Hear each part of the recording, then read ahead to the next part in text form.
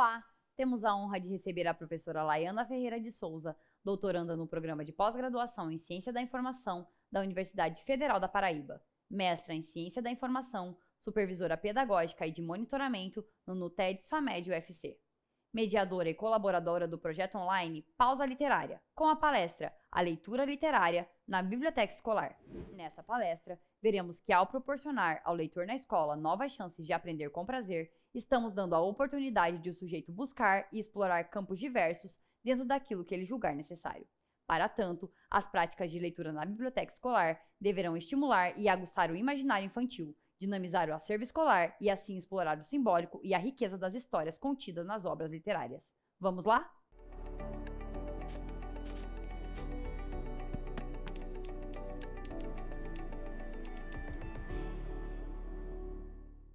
Olá, sejam todos muito bem-vindos ao primeiro Seminário Brasileiro Virtual de Biblioteconomia. Eu me chamo Laiana Souza, sou professora e hoje vou conversar com vocês sobre a leitura literária na biblioteca escolar. É isso mesmo. A nossa temática de hoje vai abordar principalmente práticas de mediação de leitura. A gente vai conversar um pouquinho sobre algumas ações que podem ser realizadas na biblioteca escolar, levando em consideração o contexto social, os espaços que estão sendo mediadas tais ações. Por isso, hoje, eu espero que vocês participem também conosco desse seminário, nos enviando feedback, participando, porque isso é fundamental para a gente. Bom, aqui é o nosso roteiro, eu vou apresentar um pouquinho do que a gente vai falar, o que a gente vai abordar nesse momento, abordando um pouquinho sobre a leitura de maneira geral, que é muito importante a gente tratar sobre a leitura nessa perspectiva da leitura literária, que é uma outra abordagem. Estando na biblioteca escolar, nesse espaço escolar, a gente sabe que existem diferentes modos de se apropriar da leitura. Isso quer dizer que a gente vai ter diferentes textos para ler e diferentes possibilidades de mediar a leitura. A biblioteca escolar é esse encontro gostoso, é o primeiro encontro. Se a gente for pensar e parar para imaginar o quanto é importante esses encontros iniciais na vida da criança, que é o sujeito inicial nesse processo de letramento, estando na escola, a gente começa a perceber a importância que é a biblioteca e esses espaços de mediação. Quando eu falo sobre isso, sobre os espaços de mediação, eu quero dizer para vocês que há toda uma estrutura cênica para isso.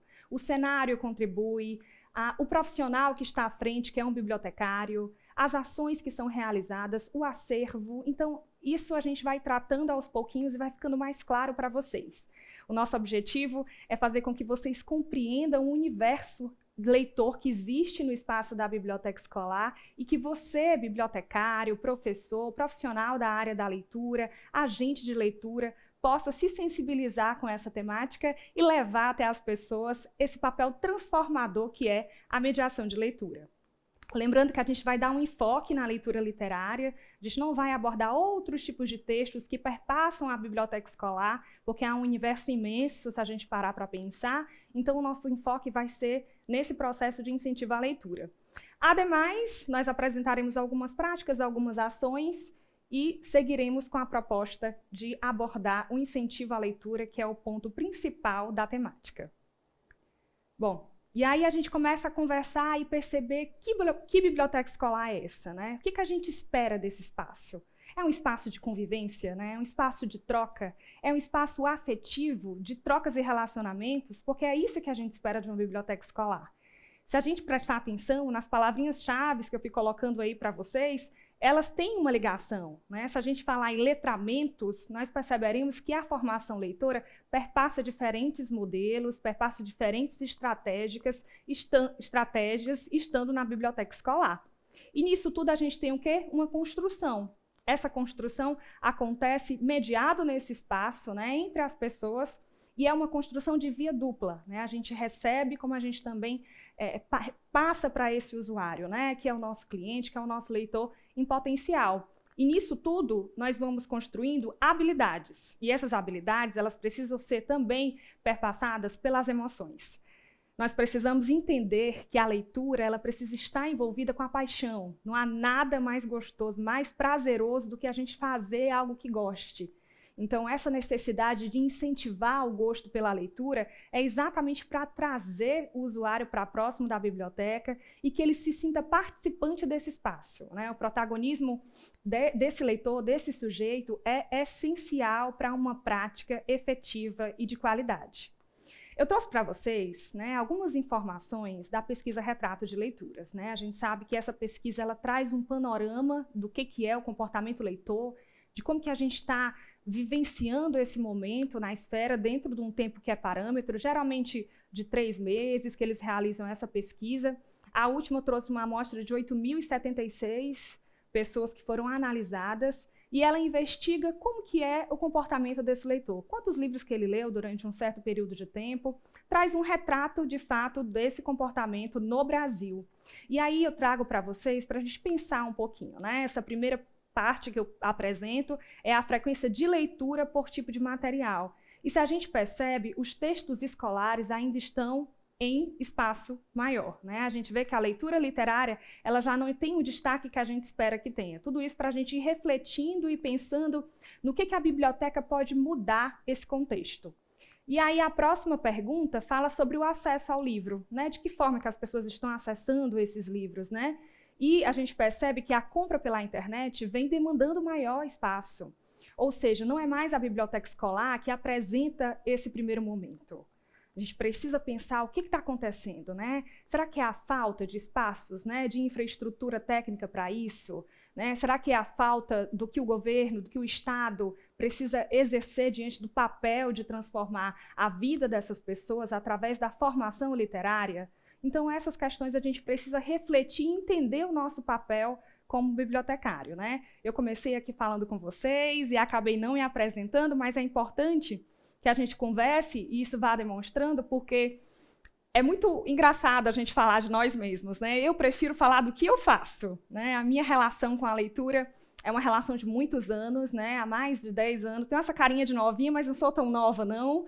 Há muitos anos venho trabalhando com a leitura. Hoje estou como doutoranda do Departamento de Ciência da Informação da Universidade Federal da Paraíba, e o meu mestrado também foi voltado para a leitura, hoje numa perspectiva mais voltada para a biblioterapia, que é o que a gente vai conversar durante a apresentação e vocês vão gostar muito.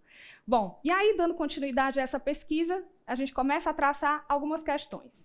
Tem uma pergunta que é nova, foi inovadora, né? Que como começou a se interessar por literatura, né? Foi perguntado para as pessoas como que elas iniciaram esse processo, e isso me assustou muito, porque quando há a pergunta de quem apresentou a leitura a primeira vez, né, para aquele leitor, nenhum disse a bibliotecária, né, que isso é muito complexo da gente pensar. Se é um espaço de leitura, né, se é um espaço que democratiza o acesso à informação e abre as portas, né, para o acesso informacional, por que o bibliotecário não é um mediador de leitura?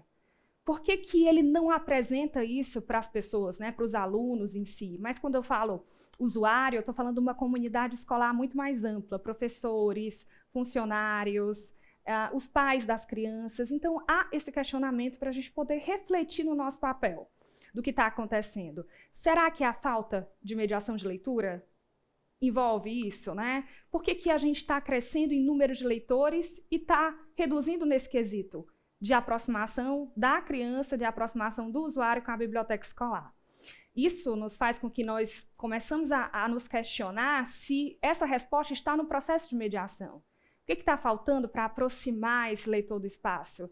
Que tipo de atividade eu posso fazer para apresentar o mundo que é a leitura literária? Então, o meu papel hoje aqui é mostrar um pouco dessas possibilidades, mas principalmente adentrar no contexto escolar, porque quando a gente fala de leitura literária num contexto escolar, isso muda bastante. A gente sabe que tem uma cultura informacional sendo gerada, sendo construída naquele espaço. Nós sabemos também que há coisas enraizadas, né? Isso a gente não pode deixar de pontuar. Muitas vezes nós queremos realizar ações, fazer mudanças no espaço em que a gente está atuando, mas a gente precisa respeitar toda a estrutura do espaço em que a gente está trabalhando. Então, A função educativa da biblioteca é algo que eu quero deixar em destaque aqui com a gente, né? Mas eu não quero fechar isso, eu quero deixar essa informação cíclica, né? A gente tem que pensar nos serviços que a biblioteca está realizando para esse usuário, a gente tem que pensar nas ações de incentivo à leitura, na pesquisa, que é algo fundamental, apesar de não ser o nosso foco de fala aqui, é muito importante a gente falar que a leitura, ela incide o processo de pesquisa, né? O leitor, a partir do momento que a gente passa a ler e a criar repertórios literários, a gente passa a se questionar mais. Você já parou para notar que o fenômeno da fake news, por exemplo, acontece por essa falta de questionamento? E isso, de fato, faz com que a gente perceba o poder da leitura. Porque se eu leio mais, se eu tenho essa prática, se eu realizo isso com mais frequência, eu vou me questionar mais, eu vou querer saber de onde saiu aquela informação. Só para a gente ir percebendo o quanto a leitura ela tem um espaço muito mais amplo do que a gente imagina, né? Perpassa o universo escolar. Isso é fundamental que a gente trate aqui, e a abordagem também de cultura e desse processo social que permeia todos esses parâmetros que eu coloquei para vocês. E sempre levando em consideração que há uma movimentação, um fluxo muito contínuo, né? Isso muda a cada momento que a gente está vivenciando. Por exemplo, esse modelo que a gente está fazendo agora de apresentação para vocês, com toda essa estrutura que está sendo montada, né? Pensando em você que está em casa, afastado, isolado, a gente está se utilizando dessas tecnologias para levar até você informação, mediada através dessas tecnologias, mas com o propósito de incentivar a leitura, de incentivar o gosto literário. Bom, e aí o que a gente precisa conhecer, né? O que está faltando conhecer para poder começar a realizar essas atividades no espaço escolar? A gente precisa entender que, adentrando nesse espaço, é importante conhecer as percepções e correntes pedagógicas daquela escola, né?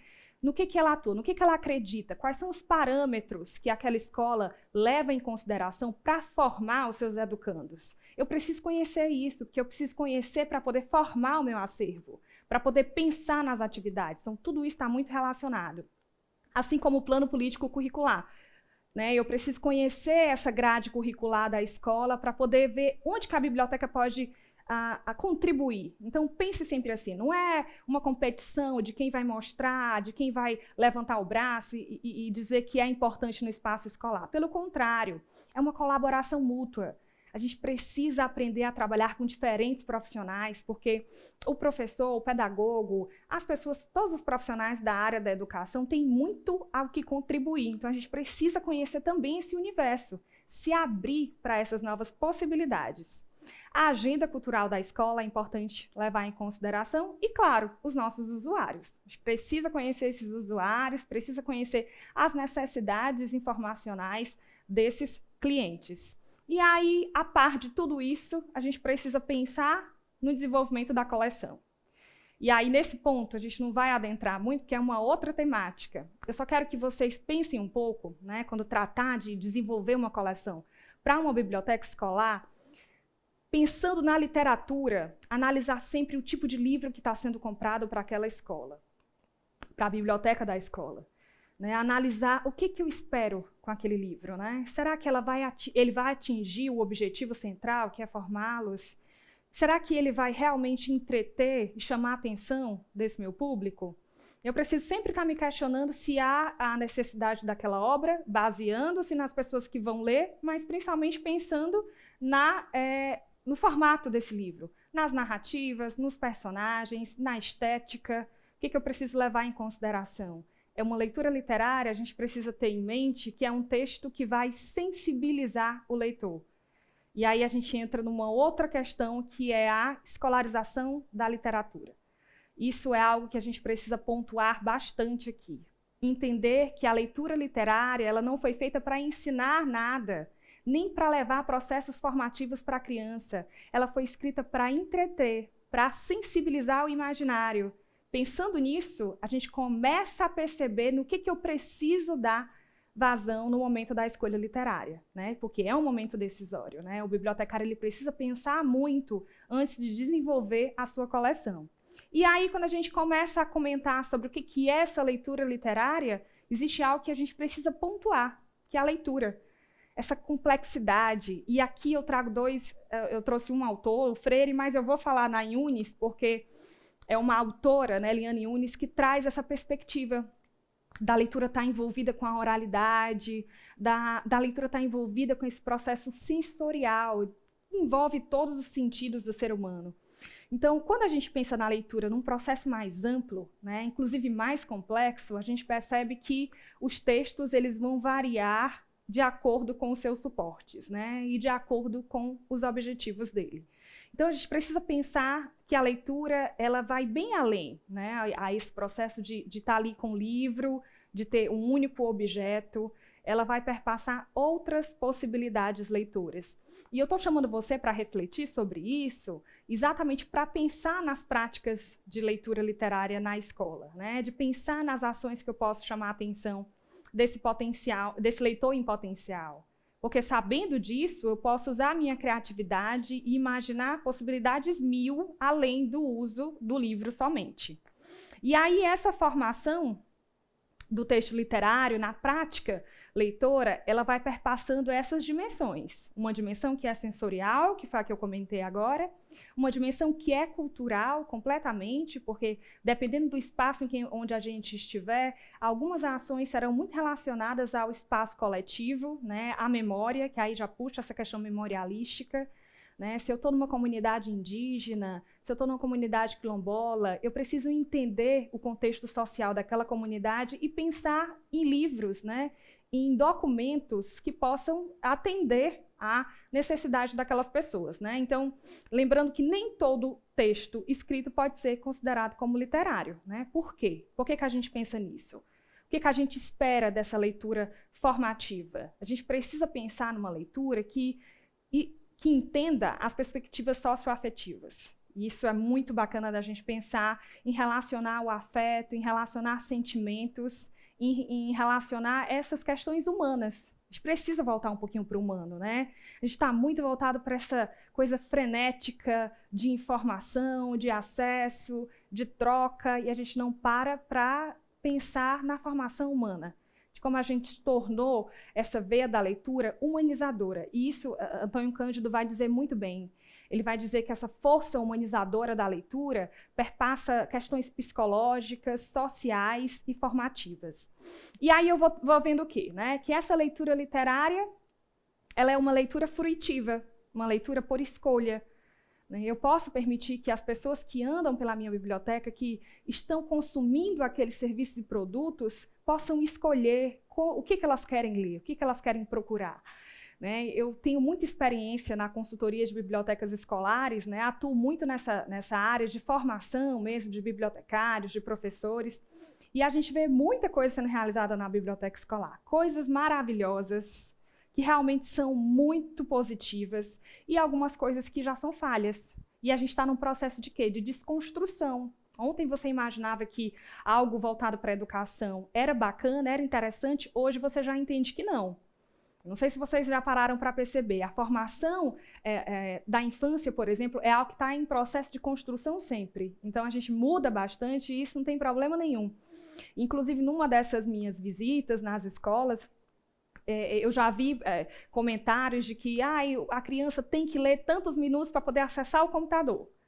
A criança tem que fazer tal atividade para poder acessar os brinquedos. Como assim? Não era para ser o inverso? Eu não tenho que me utilizar de algo que chame a atenção dessas crianças para poder, no caminhar da utilização desses outros instrumentos, ela possa ver a leitura de uma outra maneira? O que eu estou atingindo com isso? Exigindo que ele leia um certo período de tempo para poder fazer algo gostoso. Eu estou mostrando o quê? Que a leitura é um dever e a parte legal, bacana, vai ser o computador, vai ser o brinquedo. Tem que ser o contrário.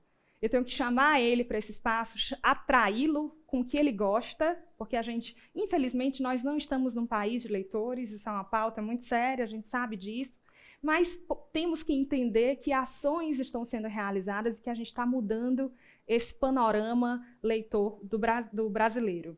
Então, olhando essas estratégias, no caminhar da minha evolução como profissional e como formadora, como professora, a gente vai percebendo como algumas ações são falhas e como, em alguns momentos, a gente pode estar afastando aquele leitor do espaço da biblioteca.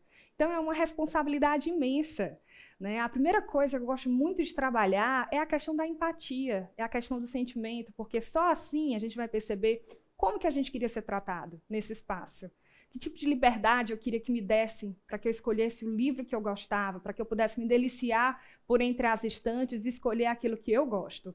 Então, a leitura fruitiva é isso, né? A gente espera que seja abordada nos espaços das escolas e principalmente da biblioteca, que é o meu lugar de fala, vamos assim dizer, né? Onde eu posso realmente botar meu pé e dizer aqui eu comando. Como bibliotecária, eu entendo e é o meu espaço de atuação e eu sei exatamente o objetivo de estar realizando essas ações. E as narrativas como lugares de memória, as relações interpessoais, lembrando que é um espaço de convivência, de troca, de afetividade. Então, vai dar toda vazão a isso que está sendo nomeado aí no slide que vocês estão vendo. O protagonismo infantil, porque eu vou chamar a atenção da criança. Eu estou sempre falando da criança porque é o nosso primeiro usuário, né? É ali que a gente inicia, porque daqui a pouco ele vai ser o adolescente, daqui a pouco ele vai ser o adulto, então a gente precisa ter o foco na criança.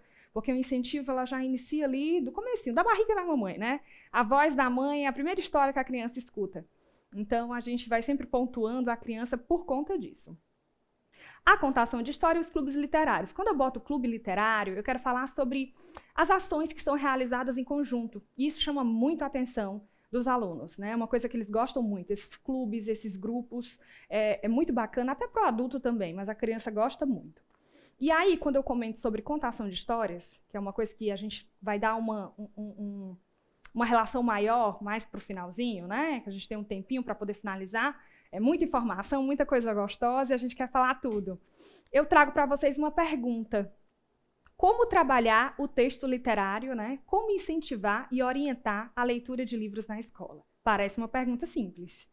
A gente parece que há uma resposta muito clara para isso, mas infelizmente não há. Nem sempre a resposta que é dada tem que ser uma resposta certa, mas tem que ser uma resposta coerente àquilo que você acredita do seu espaço, né? Lembrem-se, só vocês saberão o que a comunidade escolar que vocês estão atuando, que vocês estão atendendo, necessitará. É muito importante a gente levar em consideração a isso. As dicas que eu estou dando aqui, o que a gente está conversando, elas precisam ser moldadas com a realidade de vocês. E aí, seguindo a nossa fala aqui, eu apresento alguns recortes, né, sobre mediação de leitura, que é um livro que foi escrito por mim, pela professora Lídia, que está aqui também no seminário com vocês, e a Damares. E esse livro está disponível gratuitamente, é um e-book, no repositório da UFC. Então, eu deixei o linkzinho, não sei se vai dar para vocês conseguirem captar pela imagem, mas procurando pelo título fica muito fácil de encontrar. E aqui a gente traz algumas perspectivas dessa mediação, né? Ela tem um pezinho no exercício pedagógico, que a gente está no espaço escolar, a gente precisa entender que há a necessidade de formação, de competências cognitivas, mas de competências também que envolvem o processo socioafetivo, na partilha dessas informações, nos encontros que são gerados. Mediar a leitura é aproximar o leitor do livro, né? É se fazer ponte, mas não única e exclusivamente como ponte, mas participante desse processo. E isso é impossível que a gente não pense dessa maneira, porque o bibliotecário, o mediador de leitura, ele jamais poderá ser imparcial. Ele leva consigo uma carga muito grande emocional e memorialística, né? Nós somos seres humanos feitos de contextos históricos e sociais. E nisso tudo se forma o sujeito social e nisso a gente leva as nossas experiências e as nossas ações. E aí, conhecendo essa mediação de leitura, é muito importante deixar claro para vocês que existem duas modalidades de textos utilizados na biblioteca escolar, na escola, né, vamos assim dizer. Os textos de leitura literária, que são os textos que eu estou falando mais aqui, porque o nosso foco é a leitura literária. Os conteúdos formais das disciplinas, porque na escola, esses conteúdos eles são extremamente importantes, tanto quanto a leitura literária, tanto quanto os livros de literatura. A gente só precisa entender que as estratégias vão ser diferentes, né? Eu preciso pensar em estratégias diferentes, em textos diferentes, em posturas diferentes, né? Enquanto o professor na sala de aula está lidando com esses textos e vai precisar do bibliotecário para apoiá-lo nisso, a leitura literária vai ser algo mais fluido, vai ser algo mais fruitivo, que eu vou deixar livre o meu educando de ter acesso a essas informações. E aí, quando a gente fala muito sobre mediação de leitura, vem um assunto muito importante, que são as práticas. A gente precisa entender que há possibilidades de mediar a leitura de diferentes maneiras. E essas formas, elas vão variar muito do profissional que está realizando, do local que está sendo realizado, das pessoas, do meu público-alvo.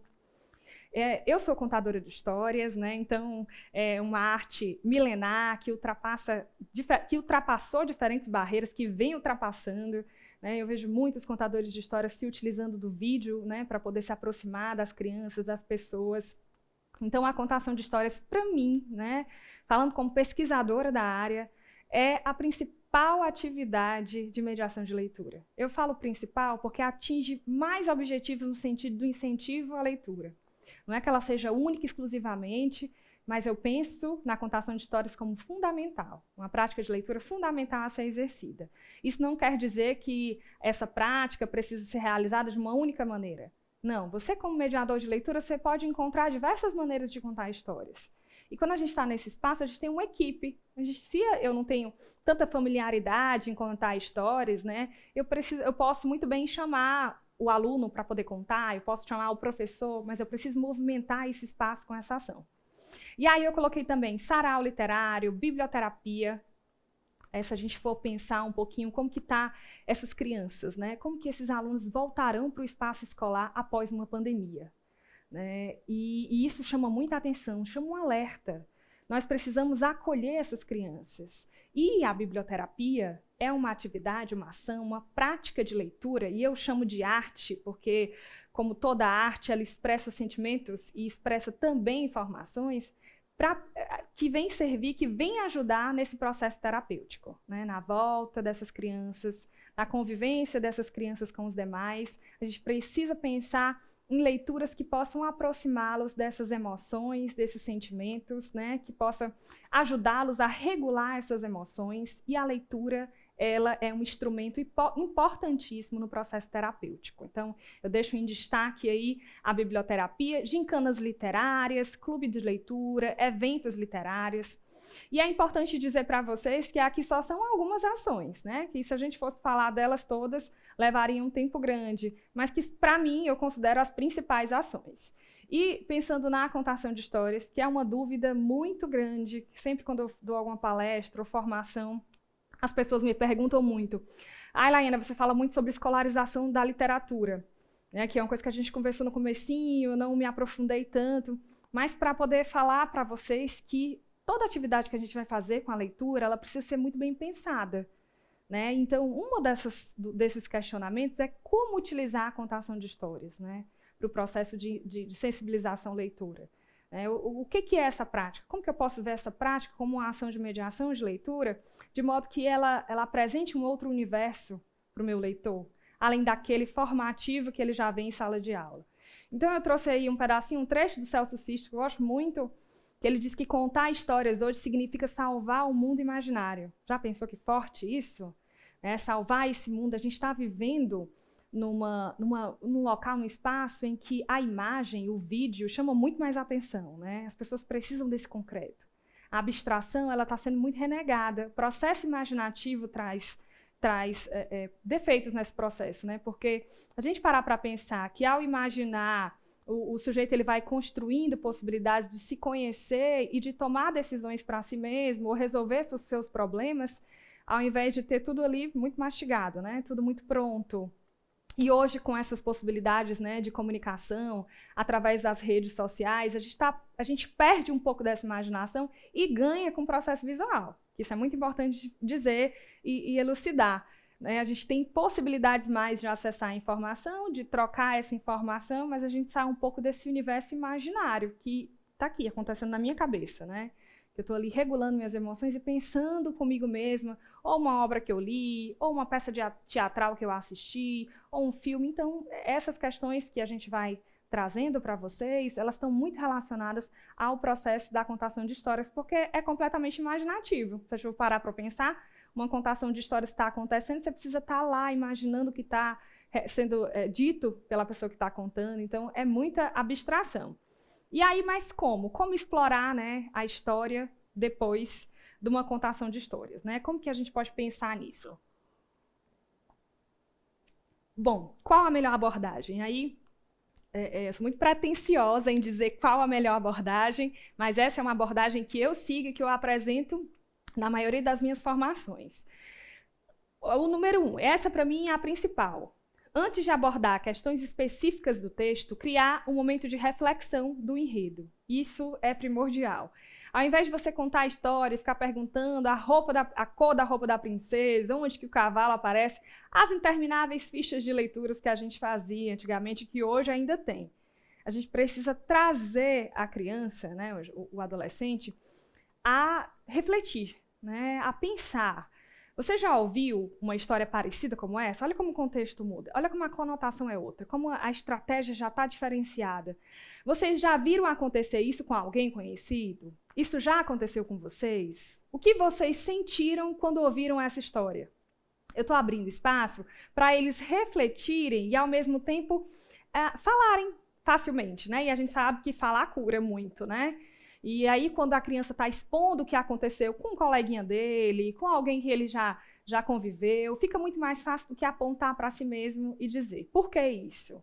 Porque a gente quer tirar, né, da utilização da leitura para ensinar alguma coisa. Porque a leitura ela não foi feita para o juízo de valor. E a gente vai ver isso no decorrer aqui da minha fala. E aí, o que acontece? A criança rememora certas situações vividas e ela vai ressignificando o presente. Esse processo de ressignificação está muito relacionado com a formação, né, de nós como sujeitos sociais. E aí, outra pontuação, buscar fazer questionamentos que incitem a reflexão do sujeito.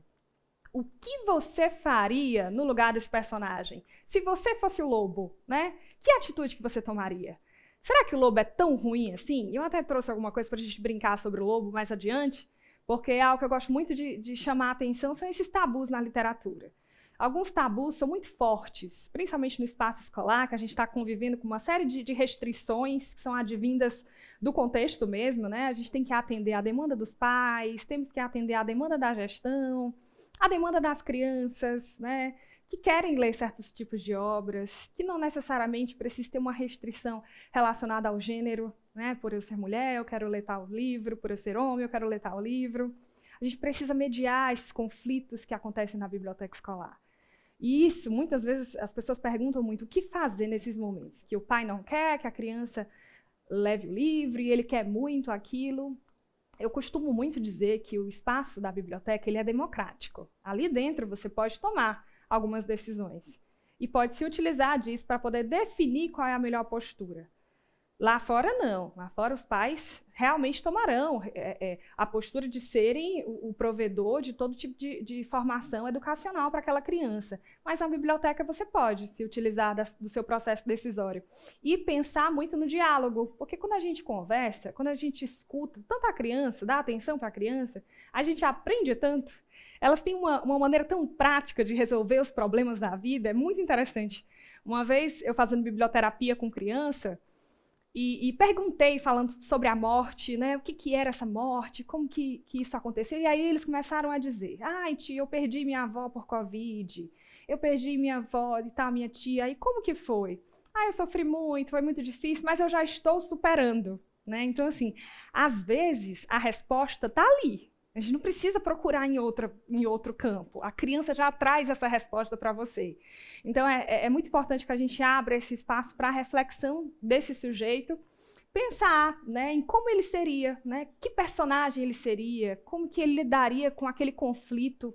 Porque as narrativas, né, elas são, de fato, a resolução de qualquer problema na vida. Elas têm um início, elas têm um meio e vai ter um desfecho, como tudo na vida.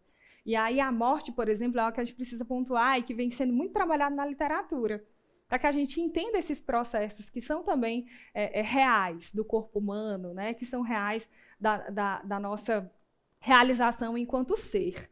E aí a criança passa a se colocar no lugar dos personagens, olha que interessante, é o processo de empatia sendo construído.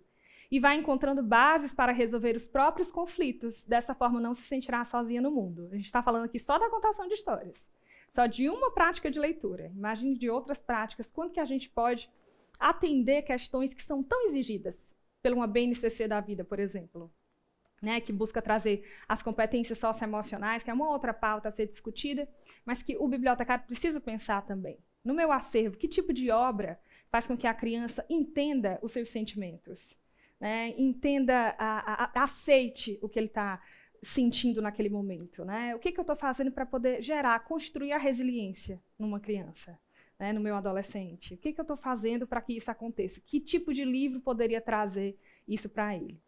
E aí a gente vai caminhando, né? Tem uma terceira que é buscar a resolução de problemas. Isso é muito importante, que ele se coloque, que ele demonstre poder sobre aquilo e entenda se sair, né? Que é todo um processo de vida, essa resolução de problema. Até hoje, na vida adulta, a gente ainda tem essas dúvidas. Mas eu quero pontuar o que a gente deve evitar, certo? Isso é muito bacana de falar. A reescrita da obra é quase sempre muito utilizada, né, nas escolas, né? Depois que o mediador conta uma história, você pede para a criança reescrever aquela obra. Pelo amor de Deus, eu já estou apelando.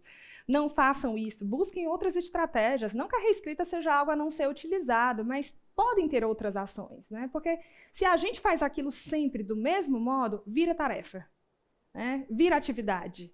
E tudo que é tarefa, tudo que é enfadonho, já não é tão não traz tanto essa visão de entretenimento para a criança, né? Para o jovem. Então, o que a gente precisa evitar? Essa reescrita da obra, o juízo de valor. É incrível como a gente se utiliza de exemplos para poder dizer que a criança está errando, né? Para poder dizer que isso não é certo. Inclusive nos livros. Você vê como isso está enraizado na cultura realmente da educação mesmo no nosso país e no mundo inteiro. Eu lembro de um livro que eu peguei uma vez e dizia que a Chapeuzinho Vermelho era desobediente. Na capa do livro, já vinha dizendo, desobediente. Como assim? Como que eu vou chamar uma personagem tão astuta de desobediente? Por que eu não deixo que a criança note isso? Né? Por que eu estou levando para ela algo já formado, já rotulado? E aí vem uma coisa importante da gente comentar. A autoestima, ela vai sendo gerada na infância. E, às vezes, se utilizando disso pelas obras literárias, você pode causar um trauma na criança. Né? Esses rótulos que são gerados, como o exemplo que eu trago aqui, da Chapeuzinho Vermelho, mas tem outros personagens também, é algo que gera muito conflito, né? Que a criança fica se questionando, será que eu também sou desobediente? Será que isso é muito ruim? Então, vamos evitar se utilizar desses artifícios. Ah, mas não pode pegar nas coisas do coleguinha. Pode, gente, que é a história da Caixinhos Dourados, que sempre é utilizado em sala de aula, nos espaços escolares. Então, a gente precisa pensar que as crianças, elas não podem ser utilizadas como exemplo, né? Que a literatura não foi feita para esse juízo de valor. A gente precisa deixar o espaço de entendimento da obra, de reflexão, de conversa, de brincadeira. Isso tudo, sim, é bacana de refletir, de se questionar, mas está se utilizando para poder julgar o que é certo e o que é errado? Não. Esqueçam isso. Literatura não foi feita para isso de maneira nenhuma. O que a gente tem que priorizar? Né? Laína, você está falando de evitar. O que eu tenho que priorizar? Meios que façam com que a criança interaja com o real, que tenha relação com o vivido. E aí eu trouxe até um exemplo do livro Marcelo Marmelo Martelo, da Ruth Rocha, que é uma autora que trabalha muito essa parte da criança, do envolvimento dela com os outros, em grupo. É muito bacana. Então, fazer com que ela crie a partir do que ouviu, né? Ah, e eu posso utilizar o desenho? Eu posso utilizar alguma arte? Pode, né? Isso não tem problema nenhum. A maneira como você vai mediar esse processo é que vai falar sobre isso. Como fugir da reescrita, né? Vamos lá. Confeccionar os personagens, né? Dobraduras, desenho, fazer receitas, que é uma coisa que eu até coloquei no próximo livro. Histórias em quadrinhos, peças teatrais, rimas, enfim, algumas ações que a gente pode pensar em produção textual, que é o que tanto se pede na escola, sem pensar na reescrita. Tudo isso eu estou produzindo. Né? A brincadeira, por exemplo, o jogo, por exemplo, é uma narrativa, é uma construção. Né?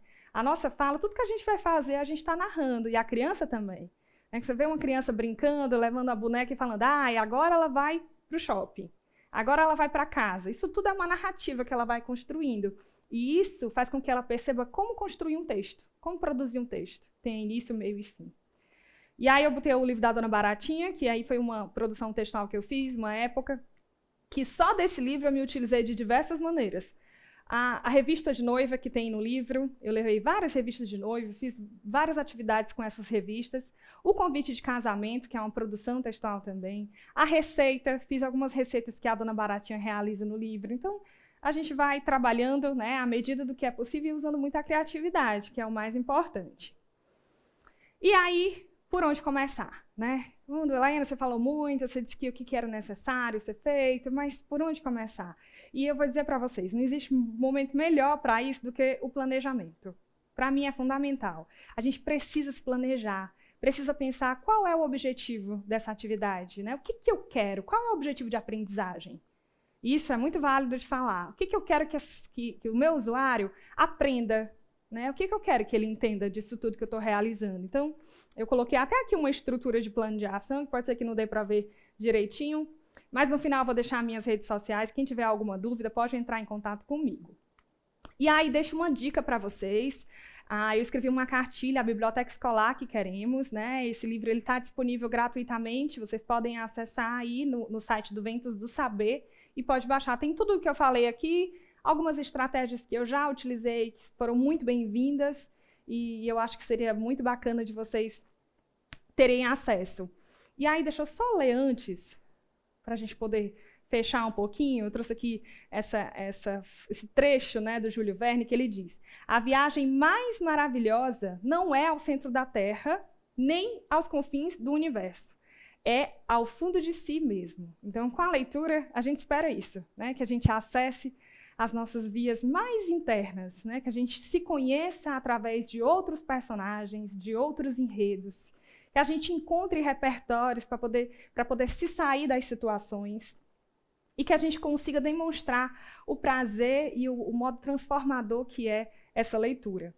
Aqui no finalzinho eu deixo meu muito obrigada para vocês, né, para todos que ficaram aí até o finalzinho ouvindo a palestra. Espero que vocês gostem dessa temática que foi abordada e que continuem participando do evento também, porque tem muita coisa bacana. Eu deixo para vocês aqui as minhas redes sociais, tá? O @pausaliterária.ce, que é um projeto de mediação de leitura, que eu convido vocês a participar também, a minha rede social profissional, e é isso. Muito obrigada e até a próxima. Gostaríamos de agradecer à professora Laiana, nosso muito obrigado. Dentre os inúmeros benefícios da participação em eventos como este, podemos dizer que a interatividade, a troca de experiência e o network acadêmico e profissional estão entre elas. Você passa a conhecer melhor os profissionais que atuam na sua área, estabelece relacionamentos que podem virar oportunidades de trabalho e troca importantes informações sobre interesses em comum. Assim, convidamos a todos para acessar a sala de bate-papo para que possamos nos conhecer e desfrutar dessa importante ferramenta. Espero todos vocês lá.